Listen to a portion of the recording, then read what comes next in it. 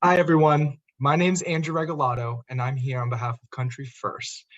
Thank you for tuning in to this week's Dash for Democracy, Democracy Dialogues. At a time of such toxic division, there's a deep desire among reasonable Americans for us to unite around the things we can, such as the importance of democracy. The Dash for Democracy was created to provide an inclusive outlet through which folks can channel their love of country and give back as an alternative to the party and the campaign activities that tend to divide us. So to start, happy International Democracy Day. Each year around the world on September 15th, organizations bring people together to celebrate democracy. And that's why this last week, there have been all these different panels, a virtual 5K, and tomorrow we're even gonna have a battle of the bands. So we appreciate you plugging in and we're excited to have you here. For those tuning in online, please let us know what you think about today's conversation by using the hashtag #DashForDemocracy. And for those that are here in the live audience on Zoom, please feel free to drop in the chat where you're calling in from. But with that, this is about it being a celebration. There are people who align more with conservative values. There are people who align more with progressive values, but everyone's here because they care about the health of our country and they believe that there are solutions to our shared problems. So this is about celebrating, and we are excited to celebrate alongside you. One unique thing within the Dash for Democracy is that there's a grassroots fundraising aspect. If you go to the dashfordemocracy.us, you can find all the pro-democracy organizations that are participating in this International Day of Democracy, and you can fundraise for one of their missions. Know that all efforts and all funds raised will go to pro-democracy organizations ahead of 2024. And what's unique is you do not need to give. You can simply join a team, click fundraise, set a modest goal of $20, and maybe one Facebook post or social media post will lead to advancing democracy and supporting one of these organizations. So we encourage you to simply get online and get plugged in. And with that, today's Dash for Democracy, Democracy Dialogue is about technology and democracy and the relationship between. And so with us today is Alan Butler, the Executive Director and President of the Electronic Privacy Information Center, also referred to as EPIC. He's based in Washington, D.C., and Alan joined EPIC in 2011. He also served as their interim executive director during 2020. And prior to his appointment as executive director, Alan managed EPIC's litigation, including the amicus program, and filed briefs in emerging privacy and civil liberty cases before the United States Supreme Court and other appellate courts. So with that, please welcome Alan Butler to the stage.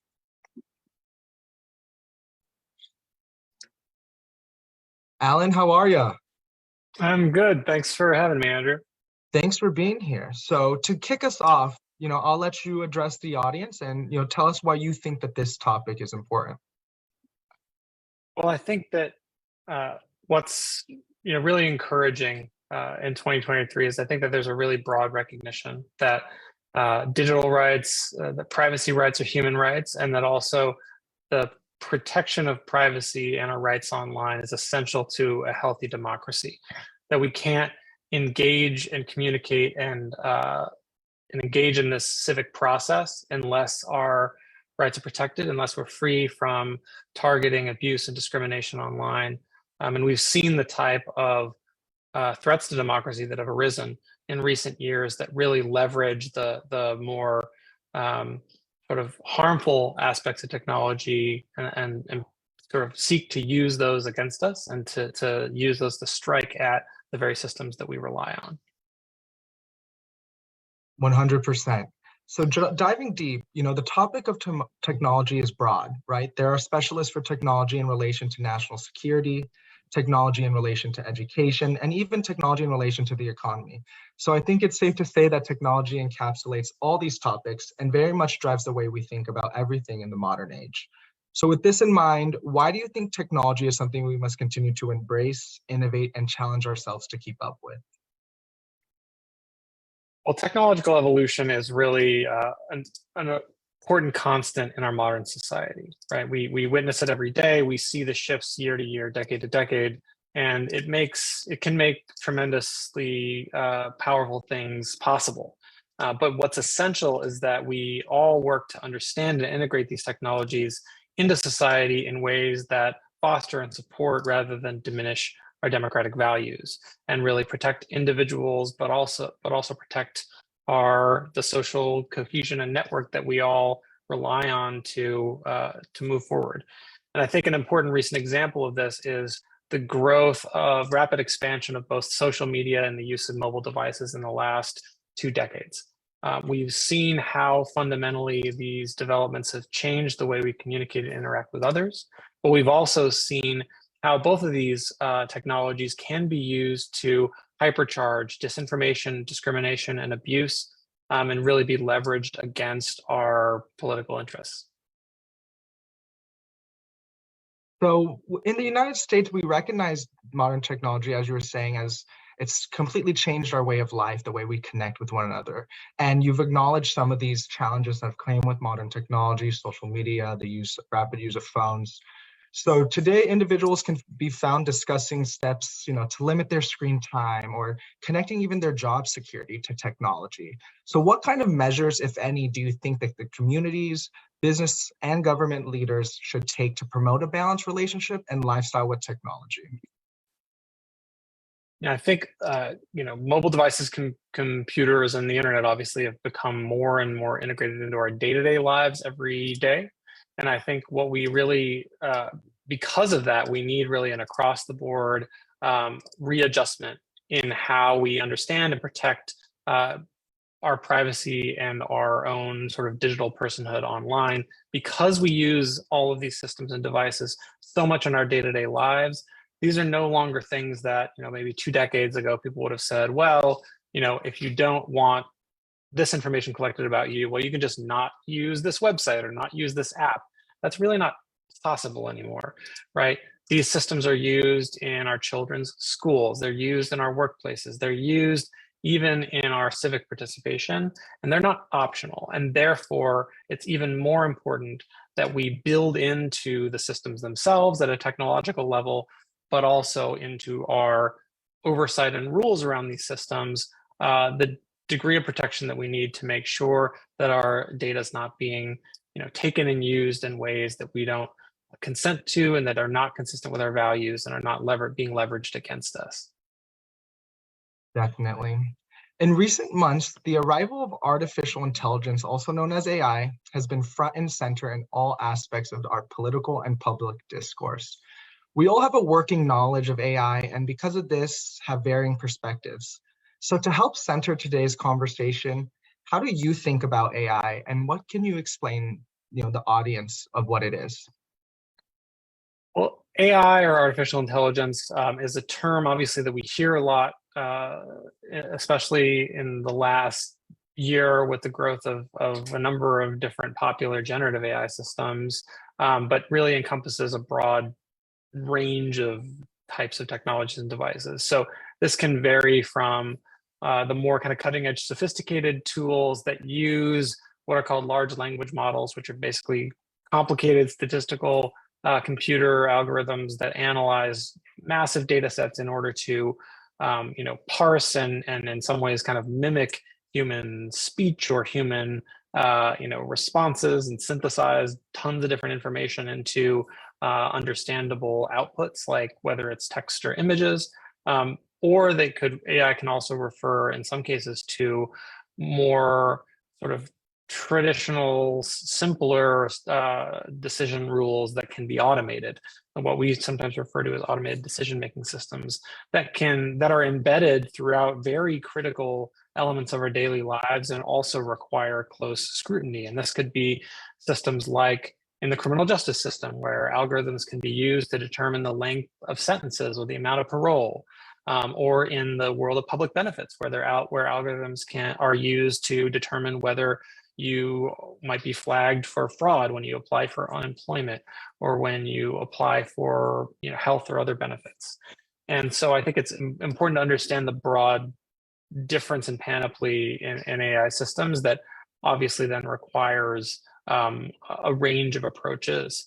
But that's how I think about it. And in terms of its overlap and interaction with both privacy and personal autonomy rules online, I think there are a number of sources of concern with AI systems, including their potential to embed discriminatory outcomes and biases, but also the sort of removal of human decision making and agency in these important critical decisions that affect people's lives, including their livelihood. If you talk about benefits, and the fear that by essentially pushing decisions off onto computer systems, we therefore wash our hands of any moral or ethical obligation to actually think about whether these outcomes are just or consistent with our values.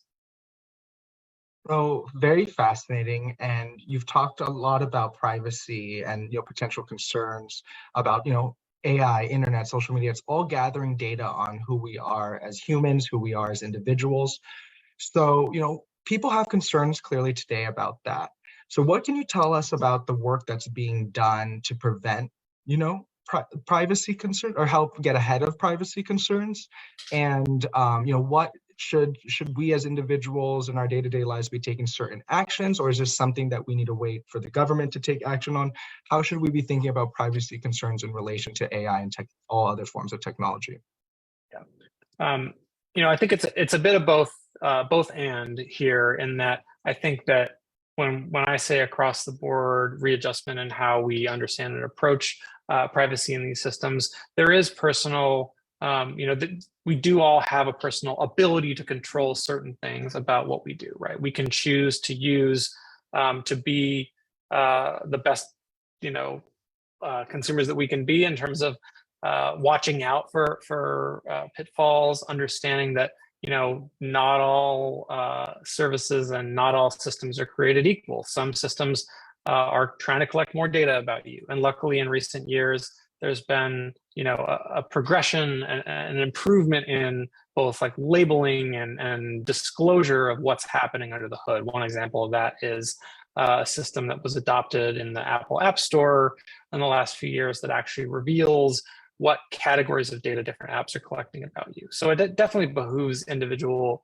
consumers to be aware of what's going on, both for their own well-being and also to make sure that we as a society are understanding the trends and keeping abreast of it, because it is not enough for individuals to take action. We do need also collective action to preserve broader societal and individual rights, and also our democratic values. And what we at Epic believe we need to see is stricter rules that actually substantively limit uses of our data, collection and use of our data, that go far beyond what is necessary to actually give us the goods and services that we're asking for, right? It's one thing to say that, I want to use a map app on my phone to know where I am so that I can get directions to the store down the street. It's another thing to know that, well, there's a bunch of other apps on my phone that are collecting my location information without me even knowing it and selling it off to a data broker that's then using it to profile me in ways that I don't even understand. So I think that we need strong, comprehensive rules that protect individual privacy, and those need to be really applied at a national level. What we've seen in the last few years is really encouraging efforts in the states, but we don't yet have those baseline rights at a national level. The world of data, it's huge, and it gives us hope that there are people like you that are so specialized in it and are at the forefront of this discussion nationally. And with that, those listening in today, I mentioned it a little earlier, those listening in represent all aspects of the political spectrum, from conservative to progressive. And they're here because they believe, despite our differences, we can come together for the health of our democracy and find common ground solutions. So do you think AI or any of these other kinds of modern technology that you've mentioned can help us accomplish this kind of future? If so, why? And if not, why? I think the fascinating thing about working on, technology policy and on, privacy and data protection rights in particular is that privacy is one of these few areas of policy where there's actually substantial bipartisan agreement. And even now, in what can feel at times like a really deadlocked legislative landscape at the federal level, there is continued bipartisan work being done on technology oversight, recognizing the real harms that are happening out there in the world, both to consumers online, to kids online.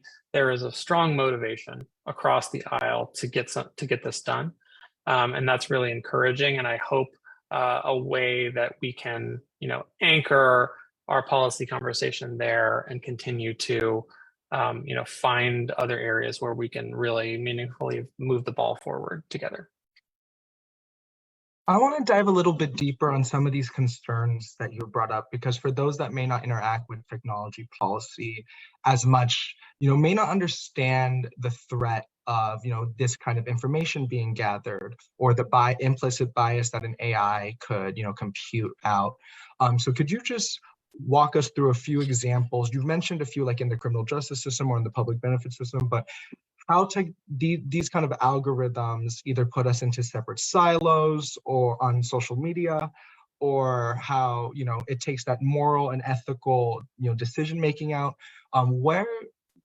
Where are those biggest concerns happening right now? And again, modern examples to help those that don't interact with this or don't know exactly how technology is being implemented right now, to understand. Yeah. One example I think that helps to flesh this out is the example of sort of internet-wide tracking and profiling used by major social media companies over the last 15 years. Basically, whenever you folks have been browsing the internet for the last nearly 2 decades, you see one of those little Facebook like buttons or the Google Plus button. Those are actually pieces of code that it turns out are collecting data about what websites you're going to and how you're interacting with those websites. And that data is being amassed by social media companies for private benefit, and then used in the social media world to impact what you see and what you understand about the world around you as you browse social media. And this we've seen most impactfully, perhaps, leveraged in the lead up to the election and to elections, including in 2018 and 2020. We learned more about it in the Cambridge Analytica scandal, where it turned out that firms, one particular firm in Europe, but assume they're not alone, were getting access to this data to leverage it to create psychographic profiles of voters and really target people with disinformation and target to sort of sow strife among the public to promote certain political ends, and in many cases to promote anti-democratic actions and things that go against our values. So the problem is, fundamentally, with allowing that type of broad commercial surveillance to propagate across the whole internet in a way that we don't have individual or social oversight of, because those things were just simply not regulated and allowed to kind of grow, and then to see how that sort of a system can be turned against us, and to really, again, not only target us and violate our rights as individuals, but also to undermine our social values. So I think that's a pretty comprehensive example of the threat that broad commercial surveillance, or what's referred to as surveillance capitalism, can pose to democracy.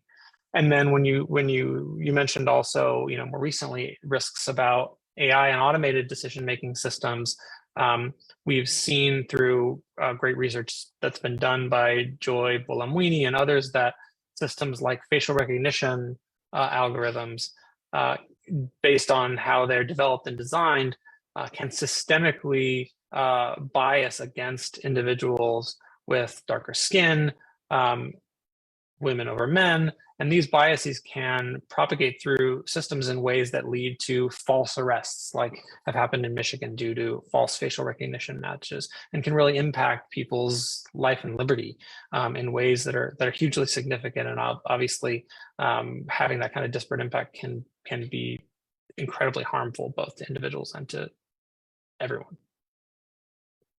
Thank you for those examples. And I think that that really helps those, like I said, that don't interact with this, understand in practice how it affects our day-to-day life and our democracy at large.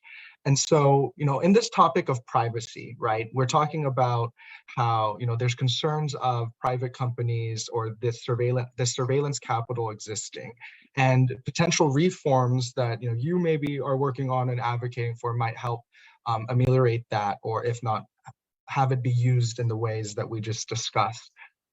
So, can you give us an insider's look into what's happening in Washington, D.C.? What is the kind of, privacy advancement efforts that are happening? Because this data will, always potentially exist, but, if the government gets involved, then, where does this data go? Yeah.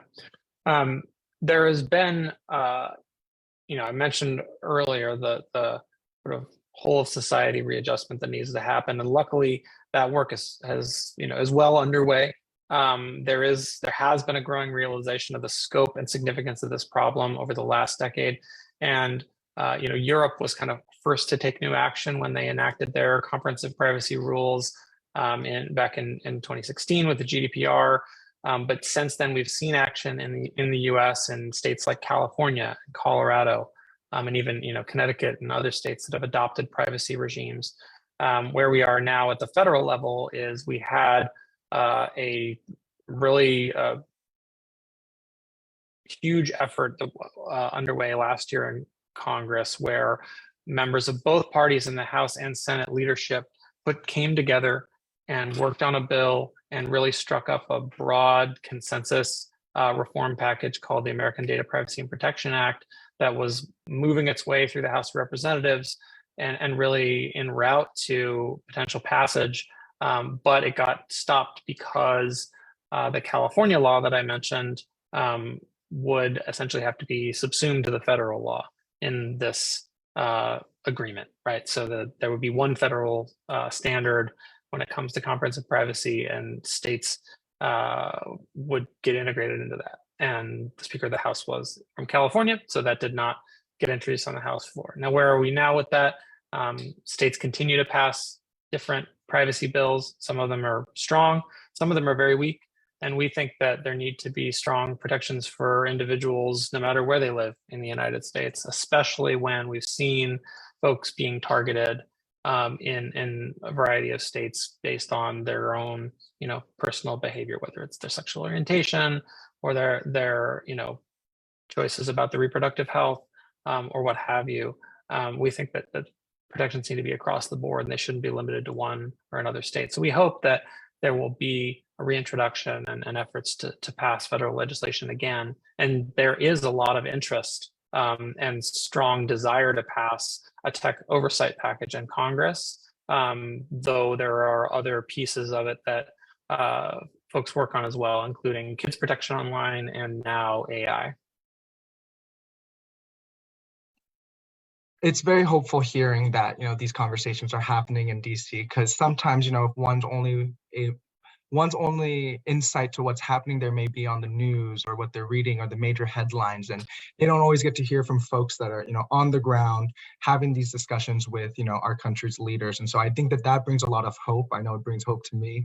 And with that, you were talking a little bit about election interference and how people can be targeted through their data, through this digital capital. And so what can folks be doing as they approach future elections to should they be cautious of what they're clicking on, or is there settings on their phones that they can change or on their apps? What kind of safeguards would you recommend one could take to to help improve the kind of data that is or is not collected on them? There's several different things that folks can do. There are, depending on what systems you're using, whether you're interacting more often on a computer or whether you're using a mobile phone, there are settings in the browser or in your mobile phone. Almost every modern browser or phone has a privacy settings tab, and you can turn off things like third-party tracking. Some of them, are integrating now with the new rules that are rolling out in California, to the do not track rules. And now in a few years, there will actually be an option with this new California law that just passed to called the Delete Act to actually go in one single mechanism and request that your data be deleted from all data brokers. So things are improving and moving forward in the status quo. There are abilities to turn off tracking or to enable some privacy preserving settings on your phone. But I think equally important is having reading some of the guidance and understanding of how to kind of inoculate yourself and those around you against disinformation, and really understanding how these things spread and how you can play an active role in, not spreading false information, especially when it comes to elections, which can be particularly damaging. Thank you, Alan. We love that, we talked about today how our technology, it improves our society. It's not optional, it's automated the way we think, the way we've interacted. But, your message here, it's so powerful because it's like, yeah, maybe if we slow down, read some of the guidelines, instructions, educate ourselves, we can get, we can get back ahead and reclaim some of that agency that you're talking about. So, I think that that's a powerful message, and it's one, I wanted to double down on for all those listening in and watching in online. Recently in our national, political discourse, we've been talking a lot about data and, data collection in relation to national security. Specifically, what I'm thinking about is TikTok and China. And so, a lot of people may not understand exactly, what's at the core of that conversation. Is their data being sold? Is it being, how is it being used to target them by a potential foreign adversary? What can you tell us about, AI/technology data in relation to our national security? Sure. So there's been a lot of attention, as you mentioned, drawn to TikTok in particular because of the ownership relationship with elements of the Chinese government. And there's kind of two dimensions to that and the way it's been discussed. One is where the data is flowing. So the same data that is potentially being collected by other social media entities, whether it's Facebook or Twitter or what have you. TikTok operates in a similar way, maybe even more so because the TikTok's operating model of being more of an algorithmically driven feed, right? It gives you videos that it's trained itself to think you want to see. And so where does that data go? That's one set of concerns. And then the other is there an ability on the part of the company to modify their algorithm and their content sort of delivery system to promote certain things over certain types of information over others, and a concern about how again from a social level that can fuel disinformation or other sort of efforts to undermine political interests. I think when it comes to data collection, our view is that we need strong protections across the board, and it can't just be targeted at a single company because of their corporate ownership structure. We have a consumer surveillance problem in this country. We need to fix it, and that needs to happen across the board. But I understand why there are concerns about the ability of companies controlling these algorithms to manipulate what we see and therefore what we understand. So I think that there's a really important nugget of an impetus there to really fix something that is broken, and it should be fixed with more across the board protections and rules rather than being targeted at like a single entity. Thank you. I think what really resonated with me is saying how, across the board, it's not just about one entity, but, the consumer surveillance that's happening, it's a problem at large, and, it's not a practice that is unique to just one foreign adversary or one private entity. And it makes sense why there is, a bipartisan effort, underway in Congress. But with that, We talked a lot about Congress potential legislation, the need for, our government leaders to act. There is another branch of government, and earlier we were talking about in your bio how, there's the U.S. Supreme Court and the court systems have a role. So could you tell us a little bit about, in this discussion, with all these potential, solutions or all these things we'd like to solve, what is the court's role in this conversation, and how does the courts either move the conversation along or potentially make it a harder conversation to have, hinders a little bit? Or yeah, I think there's kind of two important threads. One is what role the courts currently have and could have in the future with respect to data protections for consumers online. In recent history, the courts, in particular federal courts, have essentially not significantly engaged on this because there's been, I would say, too much of a trend towards diminishing privacy impacts and treating them as not sufficiently concrete to deserve judicial intervention. And the sort of technical way that this works is that federal courts have limited jurisdiction, and the Supreme Court and other courts have indicated that they think that certain types of privacy violations don't rise to the level where you can have them resolved in federal court. But a related problem is that we don't have strong consumer rights to privacy that can be brought in federal court. We need those comprehensive protections to be enacted by the legislature before they can be enforced in the courts. But in states that are passing new laws like California and Colorado, we will see, I think, a shift towards enforcement in the next 3 to 5 years to really try to make this change, right? Because it won't happen immediately overnight. It has to actually be implemented through strong enforcement. And there the courts will have a role in deciding, for example, whether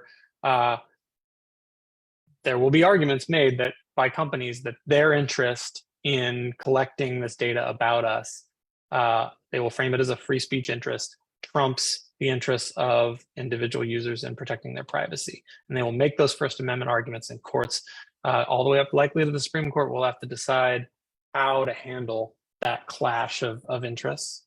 And then I guess the other thread that's maybe been a little more active in the last decade and is quiet right now is how courts approach privacy in the civil liberties government surveillance context. And the US Supreme Court has actually been very proactive in that front in the last decade with some really significant decisions that expanded the understanding of privacy in the constitutional Fourth Amendment context, and now are sort of like letting things play out a bit and not haven't been very involved in recent years. And it will be interesting to see how that progresses as this technology continues to evolve. You brought up really important points about how, the need for strong consumer protection, but that can only happen with, strong enforcement. So to humanize that a little bit, can you provide some examples? Like what does it mean to if a good state that's passing a good law, what does a good consumer protection look like, and how can that be enforced? Sure. So I mentioned earlier that the rubric that we at Epic favor and are promoting, we refer to as data minimization, really rules that substantively limit these unnecessary secondary uses of our data. And one kind of quintessential example of that is data that's being sort of collected and amassed and transferred and sold in part to fuel surveillance-based advertising online, even though the only reason that data is collected in the first place is because we want to read a news article on a website, or we want to, look at a product in an app or a website in one moment in time. That data lives on long beyond after we've moved on. And there are new laws like the one in California and in Colorado that would limit this type of behavior, but that doesn't happen. Companies won't stop tracking and won't stop collecting our data just because the law was passed and is going to be implemented in a year or two. They're going to have to actually get very clear either guidance or enforcement action by, in that case, the California Privacy Agency, to say, this specific thing you're doing, right, this type of tracking, this type of data collection violates the California privacy law for this reason. Because until that happens, companies will simply take the most favorable interpretation to them of what the law says and say, well, we've complied with the law because we checked this box over here, right? Or we amended our privacy policy, and they won't actually change what they're doing. Do you think, in a situation like you just brought up, we talk a lot about the public-private partnership, that could have ever happen in partnership, or do you think that it's going to take some more of that direct conflict, a government entity calling out potentially bad behavior or violation of a law based off of how they interpret it, and then that's going to limit the behavior? Yeah, I think it's, again, a both and situation, right? I mean, we've seen attempts in the past to do forms of public-private partnership. One example is in the world of kids' privacy, where we've had a fairly strong law, the Children's Online Privacy Protection Act, since 1998. The Federal Trade Commission, who's the federal regulator in this space, stood up a compliance program, a safe harbor program, where there was a private consortium of groups that established some more concrete sort of technical and business standards that then the FTC reviewed, and there's interaction there. But a lot of those systems that have been attempted over the last 20 years have devolved a bit, right? Maybe they haven't had sufficient checks on making sure that they're actually doing what they're supposed to do, or it's really hard for companies in some cases to motivate against their own self-interest. And so the self-regulatory models have, by and large, not worked thus far. It doesn't mean they can't be a part of a solution, but in the past, I think they've been treated as the entire solution, and that has not worked. So we've gone on a lot of different places with this discussion, and we just want to thank you for your expertise. And I'm going to pull a quick question from the audience. You've inspired some folks to want to know, what are the privacy protections in place for their state? So where would you recommend, what public resource or what government website, to best figure out how their privacy is protected in their state? And that question came from an individual in Virginia. It's a great question. So the Virginia Consumer Data Protection Act, which was passed now in 2021, I believe, there is information on the Virginia Attorney General's website about that.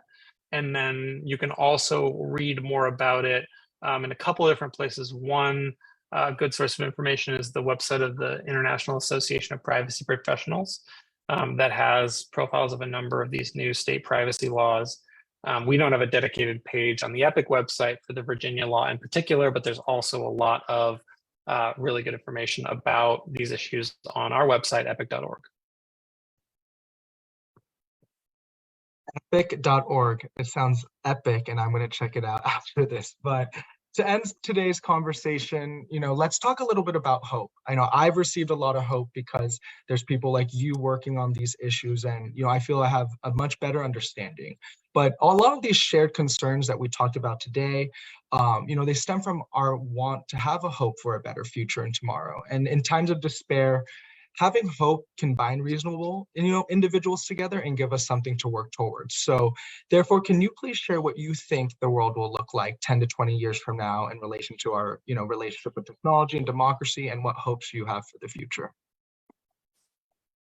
I really hope that over the next 2 decades, we can come together, as you said, and share a common goal of building technologies that enable us all to communicate and interact and evolve in ways that also preserve our privacy, which is entirely possible, right? We can take all of that attention and energy that we put into so many of these different projects of research and technical evolution and put it to the task of figuring out how we can build more secure and resilient internet, right? A better, healthier internet that serves the interests of its users rather than turning its users into products to be bought and sold.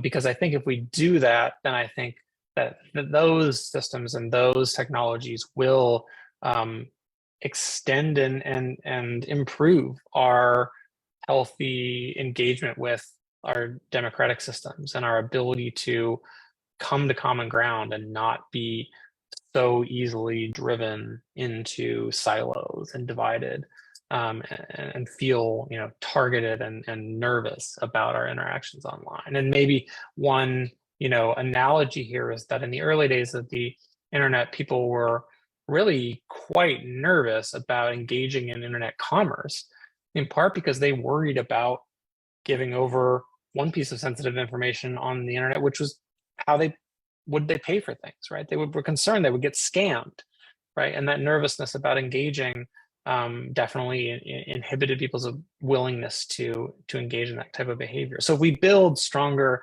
and more privacy protective systems, I think it encourages rather than discourages engagement and healthy engagement online. Thank you so much, Alan. You know, a more resilient internet sounds like we're going to have a more resilient democracy. And I appreciate you sharing from your expertise and taking the time out of your schedule to join us on a Friday for the International Day of Democracy and to end this week's, you know, series of democracy dialogue. So thank you so much, and we greatly appreciate your time. Thanks for having me. It was great to talk to you. Thanks. Well, everyone tuning in, thank you so much for joining us this week for the Dash for Democracy.